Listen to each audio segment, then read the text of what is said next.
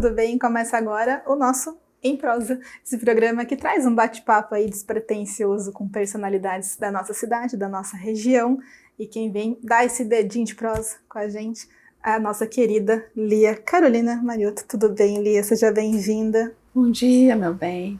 Muito obrigada. Muito bem recebidos aqui na sua casa, com um bolinho até maravilhoso. E eu quero então começar a contar para quem nos assiste que a senhora é paleógrafa. A gente está acostumado a ouvir paleontólogo que mexe ali com dinossauros. Não é o caso, Não. Mas é muito importante também que o paleógrafo cuida de documentos, né, história. Isso. Então já dá esse embasamento para a gente aqui da sua profissão, depois a gente começa, da sua vida. É o traslado de documentação antiga, paleoantiga, grafia escrita, né? Então, a paleógrafa, ela lê aquela documentação, às vezes fácil, tá? Mas pela idade é tido como documento de terceira, chama terceira idade, documento histórico já, né? Para pesquisa histórica. Sim. E ali você vai viajando no tempo, entendeu? Eu entro... Que é uma delícia, né? Nossa, bicho. Eu coloco uma musiquinha clássica bem baixinho, um piano assim, e entro no tempo, no túnel do tempo. E lá eu vou vendo os costumes, a vestimenta, as devoções, a crença daquela época.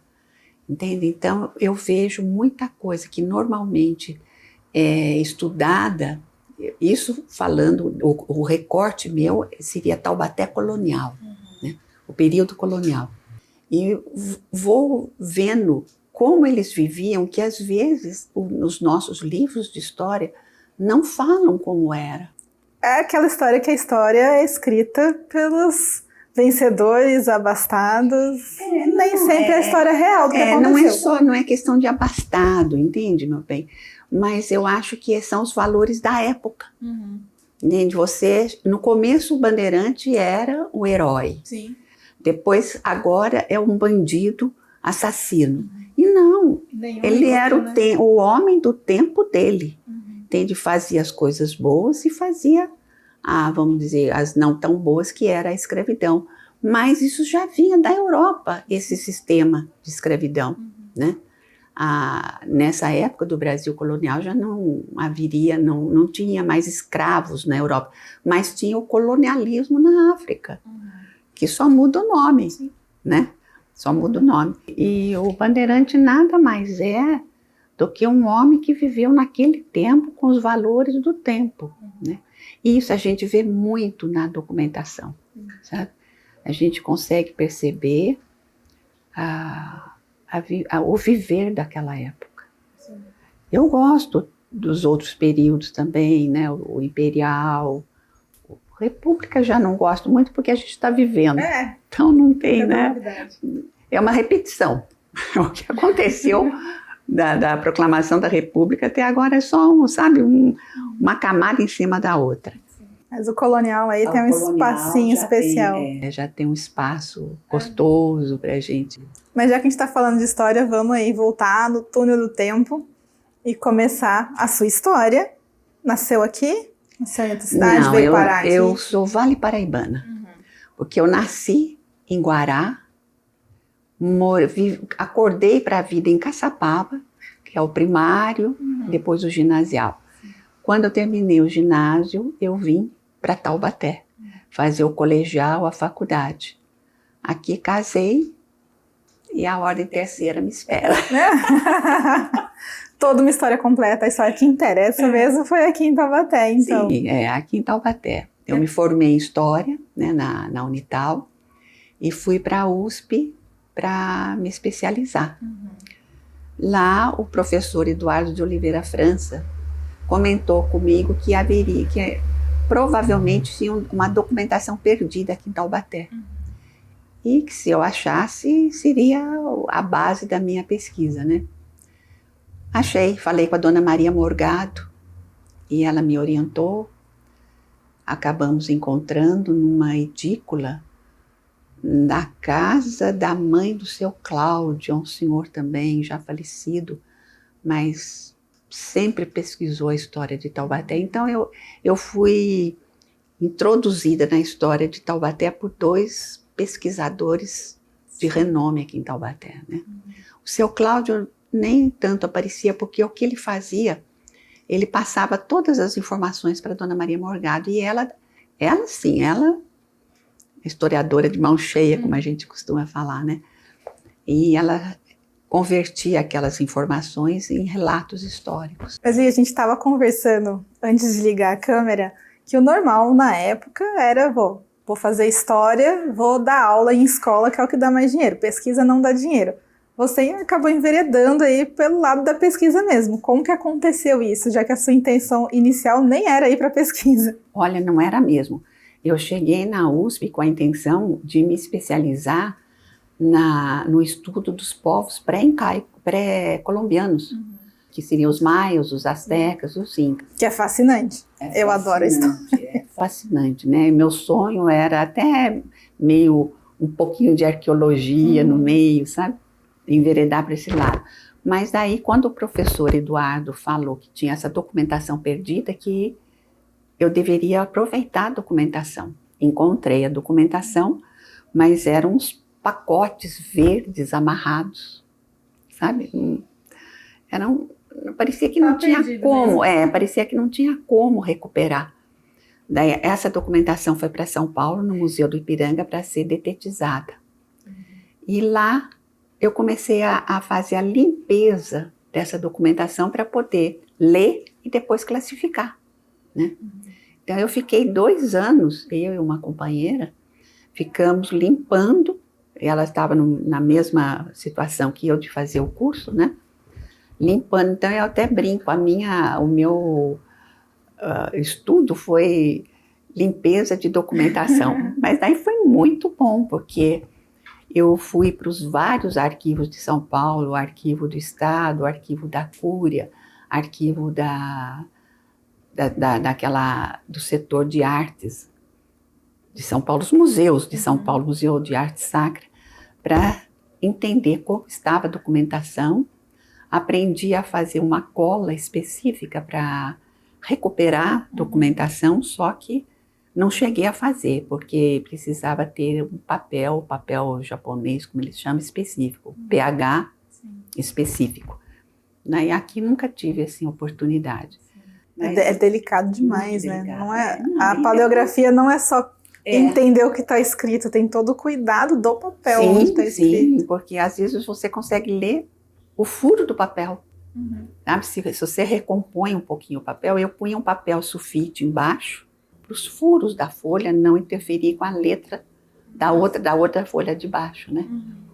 E daí eu aprendi a ler, porque eles têm, naquela época era mais ou menos, nem sempre, meio padronizado. Então, como é uma documentação de cartorial, tem certos momentos, os termos jurídicos, você acaba decorando, sem querer. Sim. Então, você sabe que depois daquela palavra última que vem um furo, o que estava escrito ali, comidinho do bicho.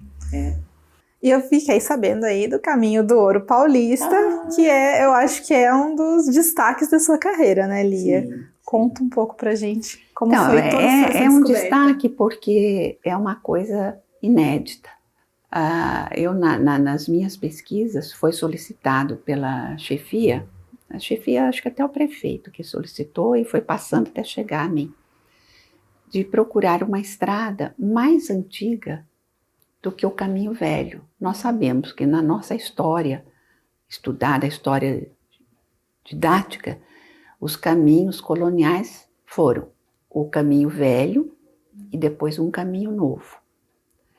E veio para a incumbência de descobrir um caminho mais antigo que o Caminho Velho. O Caminho Velho é aquele que foi descrito por Antonil, que é um dos livros mais que você tem que ler no curso, né? Que seria Paraty-Cunha, Cunha-Guará, Guará-Lorena, e subia a Mantiqueira pela garganta do Imbaú.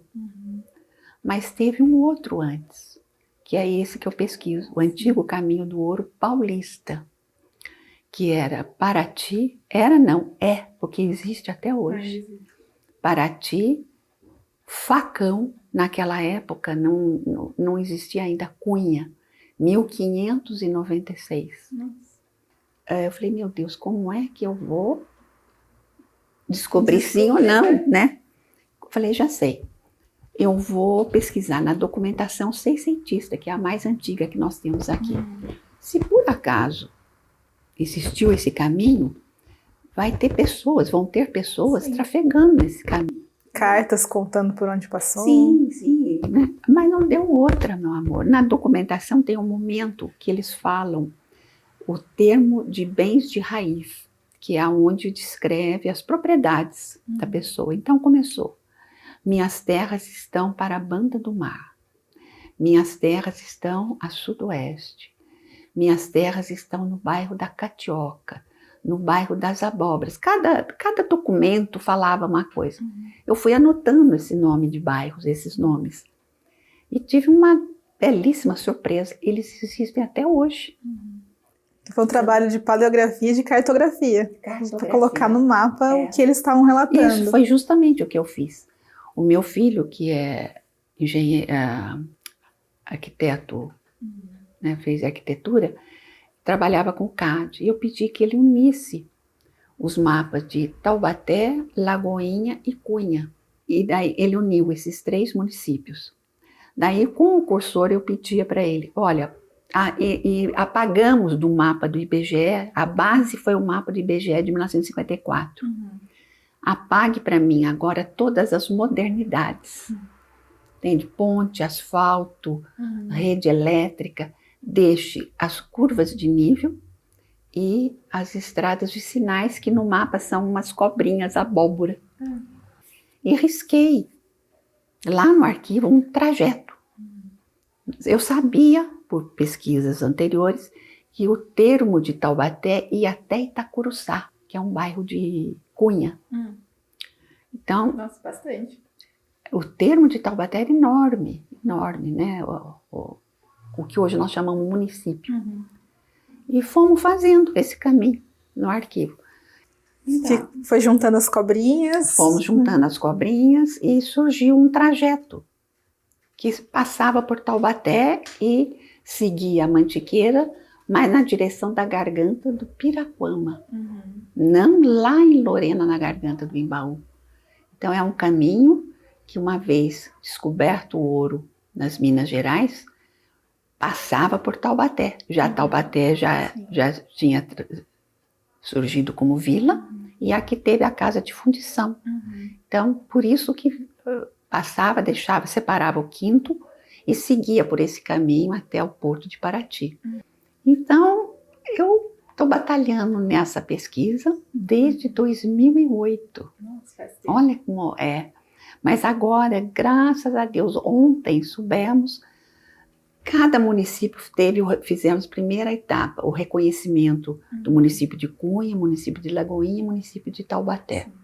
Nós tivemos a grata notícia da entrada de Tremembé mesmo, lá no pedido da Alesp. Estamos conseguindo chegar aonde nós queremos, o reconhecimento estadual, que é um caminho com um potencial muito grande para turismo histórico, turismo ecológico, turismo de bicicleta, moto, estudos da flora, da fauna, uma imensidão de informações e que pode virar uma economia criativa para cada um dos municípios, né? Mas aí já teve todo um reconhecimento. Não terminou ainda esse processo, mas já teve vários reconhecimentos. Sim. Até que eu vi aqui na Academia de Letras, História e Genealogia da Inconfidência Mineira, lá em Minas Gerais. Dona Lia Mariotto tem uma cadeira lá. Como foi receber essa honraria? Olha, eu não sei como eu recebi um WhatsApp de um senhor chamado João Passos de Carvalho. Eu me apaixonei pelo sobrenome dele, nem conhecia, senhor João Passos de Carvalho, perguntando se eu teria interesse em entrar nessa Academia de Literatura, História e Genealogia da Inconfidência Mineira, E se eu falei, tenho? Nossa, lógico que eu tenho. Mas se eu conseguisse mais algumas pessoas, criaria um polo aqui em Taubaté. Daí eu convidei a professora Vera Lúcia Junqueira e o seu Pedro D'Angelo. E eles aceitaram. Então criou-se esse polo aqui em Taubaté. E nós estamos como acadêmicos dessa. É muito bonito mesmo. Eles mandaram a medalha, muito bonita, muito. Que bacana. E também tem o seu trabalho, né, Lia, no Arquivo Histórico de Taubaté. Sabe o que eu acho mais importante? É você conseguir levar o nome de Taubaté, a história de Taubaté. A genealogia mineira começa em Taubaté.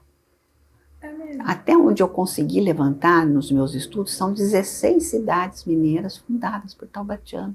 Olha, outro dia eu peguei um documento, eu achei muito interessante.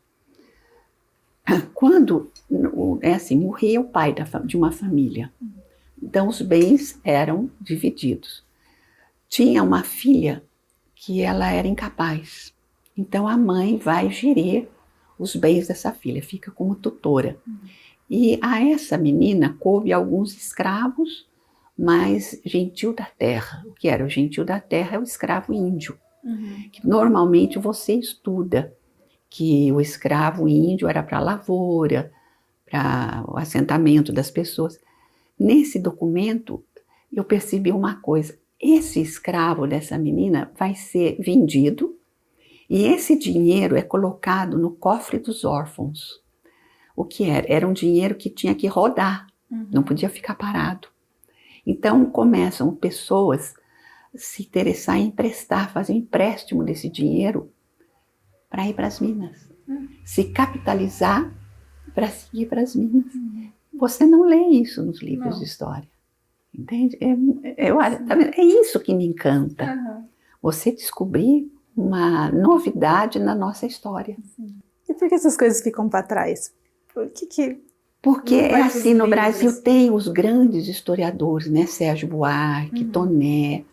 Mas, por exemplo, aqui a faculdade, você é ensinado você ser professora e não ser pesquisadora. E tem muita coisa para ser pesquisada. A história do Brasil pesquisada, sim, por algumas pessoas, né? E não, eu acho que quanto mais cabeças pensantes, mais a verdade aparece, né? É aquele negócio, você aprende, você só ama o que você conhece.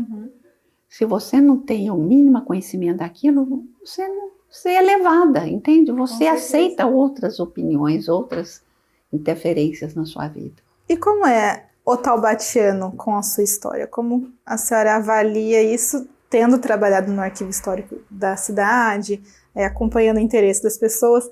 Existe o interesse histórico do taubatiano ou a gente também está patinando nesse quesito? Não, amor, eles estão... É um potencial. Quando eles começam a perceber, se apaixonam. Eles estão dormentes. Entende? Eles estão dormentes porque não tem quem os acorde. Eu venho tentando fazer isso, mas é um grão de areia no deserto, entende? Dona Maria Morgado, professor Paulo Camilé Florença. Taubaté teve um grupo de historiadores seríssimos, entende? Teve uma geração de ouro. Mas eles foram falecendo, quase que não deu continuidade. Eu sou a derradeira. Acredito que agora não. A resistência.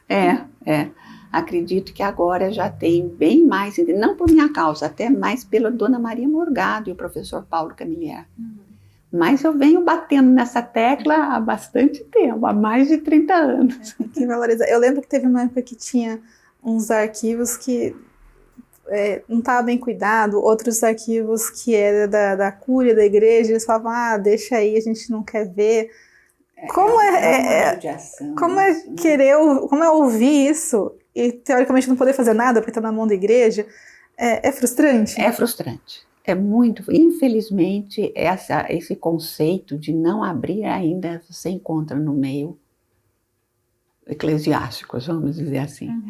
Porque nós temos aqui no arquivo da Cúria documentos interessantíssimos, mas Até onde eu sabia, era cobrado por hora de pesquisa. Nossa. A pesquisa é uma coisa que você não leva hora, você leva anos. O caminho do ouro que diga, 2008. Né? 2008. Então não dá condição, eu não tenho condição financeira de ficar sustentando uma pesquisa desse jeito, entende? O valor do arquivo é o retorno da pesquisa. É aí que ele é valorizado, não é com o dinheiro, entende? É um valor cultural. Sim, que não tem preço. Que não tem preço. É. Então eu sei que existe, eu já estive no arquivo da Cúria, pesquisando, mas um dia. Que não dá pra nada. Imagina a sensação de estar lá, né? Tipo, meu Deus, quanta informação que eu não... Olha, dessa academia de Minas Gerais, o meu patrono é o padre Carlos de Toledo, que é o Inconfidente taubatiano. O pai dele, o Timóteo Correia de Toledo, foi o fundador da Capela do Pilar. Que é outro monumento histórico que está precisando de um caminho. É o único representativo da Inconfidência Mineira fora de Minas Gerais. Está aqui em Taubaté. E o taubatiano parece que está sendo recuperado, mas eu não sei qual é o objetivo final, como vai ser usado, né? E o taubatiano, não sei quem enfiou na cabeça do taubatiano que ali saíam as bandeiras. Jamais. Não era. Jamais. Mas sabe de onde saía? Esse estilo de bandeiras que você lê no Toné, que aquele grupo de pessoas fazia uma missa, um tedeum para benzer e entrar sertão adentro, eu não vejo isso na documentação taubatiana. Eu vejo o quê? Eu vejo as armações. Uma determinada pessoa, que eu acabei de falar para você, se financiava, entende? Tinha dinheiro e emprestava esse dinheiro do cofre dos órfãos com juros de 8% ao ano, e aí sim, ele se armava para ir para o sertão, se aventurar na busca do ouro. Mas era o quê? 1 ou 2 companheiros que iam juntos. E Taubaté foi a cabeça de capitania. Foi aquele momento que fala no hino de Taubaté que ela foi até mais que São Paulo. Porque muitos dos moradores de São Paulo vieram para cá porque o caminho estava aqui, na garganta do Piraquama. O que eu leio na documentação são as armações. Uma pessoa se armava, seria ter ajudantes, escravos que ajudassem, mantimentos, armas, pólvora, né, para ir para o sertão. Então, aí é uma diferença que eu vejo da história de Taubaté para a história colonial de Taubaté para a história colonial do Brasil, feita pelo historiador Toné. Mas então ali a capela seria o quê, exatamente? Ele levantou a Capela do Pilar, e porque ele é conhecido como o Homem dos 30. 30 anos ele foi solteiro, 30 anos ele foi casado, enviuvou. Eu fiz o traslado do inventário da esposa dele, Isabel Úrsula de Mello, para levar lá para Minas. E depois de viúvo, ele se torna padre. E a primeira missa, ele foi acolitado, ajudado, né, os 2 filhos padres, que eram o Carlos e o Bento, o mais novo. E o Bento foi vigário aqui em Taubaté. Então, a capela, porque era devoção do Timóteo Correia de Toledo. Não para sair bandeira. Não mais, já estava muito próximo. Mas não tira a importância da... Não, acho que... acrescenta. Não é, acrescenta. Não é porque não é bandeirante que você não tem o seu valor histórico. Para mim, a Capela do Pilar é o único representativo da Inconfidência Mineira. O pai fez e o filho foi o mentor intelectual da Inconfidência Mineira. Aqui, fora do estado de Minas Gerais, aqui em Taubaté. E Taubaté, então, se for listar assim, os grandes momentos históricos de Taubaté, na sua opinião, quais seriam? Toda a importância histórica de Taubaté. Olha, meu bem, a história é que nem uma corrente. Um elo, não tem ponto final. Eu não sei dizer para você, porque Se eu falar para você assim, foi este momento, mas este momento importante teve as suas causas no outro e vai ter suas consequências no futuro. Então, sabe, não tem o mais importante. O mais importante é o conjunto da história. Isso dá a identidade da cidade. É complicado. Isso, ao mesmo tempo que é muito legal, é complicado por isso, né? Que a gente está pegando uma informação aqui, mas depende da outra que está ali. Que depende... é uma colcha de retalhos. Você pega retalho, quando você vê, você tem uma colcha. Entende? De pedacinhos em pedacinhos, você tem uma coisa maior. Essa sim. Vai enfeitar uma cama, vai enfeitar o sofá, entende? Esse é o conjunto que é o bonito. E como é dedicar a sua vida, colocar os seus pontos no retalho da história de Taubaté. É assim, olha, quando eu não estou trabalhando os retalhos de Taubaté, eu estou fazendo crochê, que é uma renda. Então eu sou a mulher rendeira da caneta e a mulher rendeira da agulha de crochê. Bonito, achei profundo. Só que aí volta o que a gente tinha conversado antes, né? Teoricamente, a senhora está aposentada. Na prática, não depois tá. que o bichinho da pesquisa te morde, te pica, você não se cura mais.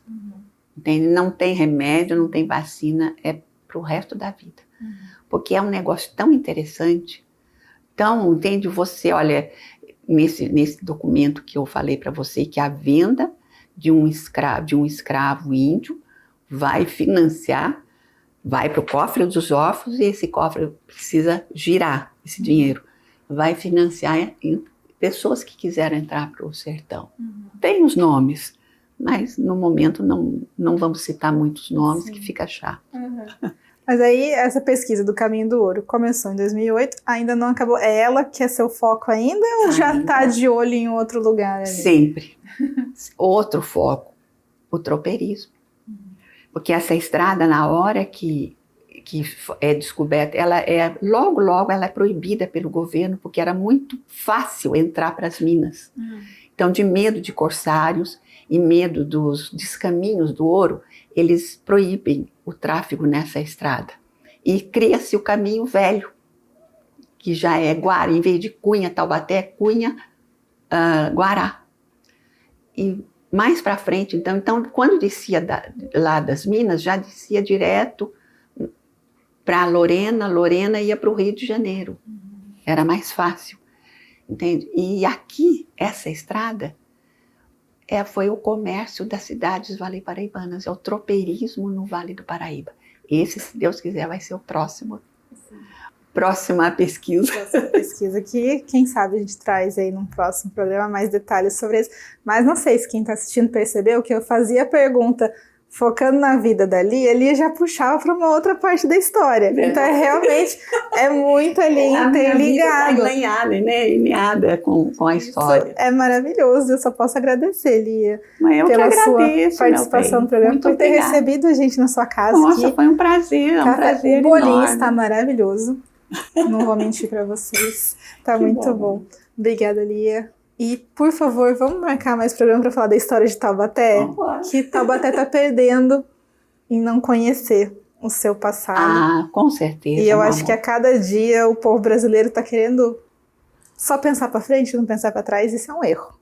Com certeza, mas com certeza. Você perde a sua identidade e fica sujeito a ventos de todos os lados, entende? Uma árvore sem raiz, ela tomba. Exato. Né? Não vamos tombar não, gente. Vamos continuar firme e forte aqui. Obrigada, Lia. Obrigada a você que nos assiste. Até o próximo programa. E vamos dar mais um brindezinho aqui. Saúde. Tchau, gente. Saúde para todos nós. Tchau, tchau.